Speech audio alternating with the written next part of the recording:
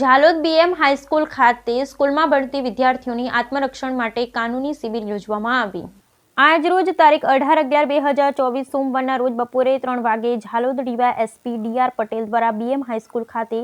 કોર્ટની બહેનો તેમજ મહિલા પોલીસ કર્મચારીને સાથે રાખી સ્કૂલમાં ભણતી બાળાઓ માટે પોતાની રક્ષા તેમજ સુરક્ષા માટે આત્મરક્ષણ શિબિર યોજવામાં આવી। મહિલા એડવોકેટ ડામોરબેન દ્વારા બાળાઓને ગુડ ટચ બેડ ટચ, રસ્તા પર ચાલતા કોઈ રોમિયોગીરી કરી છેડતી કરે, બસમાં આવતા કોઈ વ્યક્તિનો પીછો કરી હેરાન કરે તેમજ કોઈપણ છોકરાઓ પૈસા આપી કે લોભ લાલચ આપી લલચાવે તો કોઈપણ બાળકોએ લલચાવું નહીં। આવી કોઈપણ છેડતીની ઘટના બને તો બાળાઓએ પોતાના વાલી, બહેન, ભાઈ, સ્કૂલમાં શિક્ષકોનો સંપર્ક કરે તેમજ કોઈ અનિચ્છનીય બનતી ઘટનાઓને લઈ બાળાઓ નીડર થઈ સામનો કરે। આજના યુગમાં સરકાર દ્વારા છોકરીઓને નીડર બનાવવા નવા કાનૂનો પણ આવેલ, જેથી મહિલાઓ પોતે નજીકના પોલીસ સ્ટેશનનો સંપર્ક કરી નિર્ભયતાથી સામનો કરવો।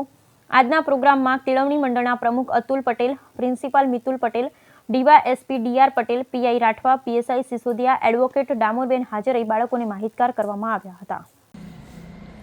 આજરોજ ભારત સરકારે જે નવા કાયદા 1 જુલાઈ 2024થી અમલમાં આવેલા છે એ અનુસંધાને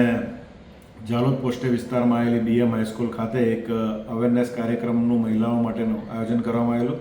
જેમાં ઝાલોદ પોસ્ટે વિસ્તારના અધિકારી કર્મચારીઓ તેમજ સપોર્ટ બેઝ સેન્ટરના કર્મચારીઓ, મહિલા એડવોકેટ હાજર રહેલા અને આ જે બાળકો છે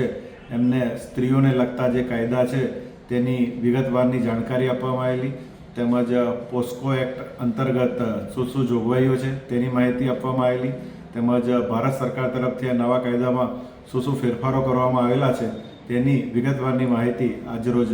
બીએમ હાઈસ્કૂલ ખાતે આપવામાં આવેલી હતી।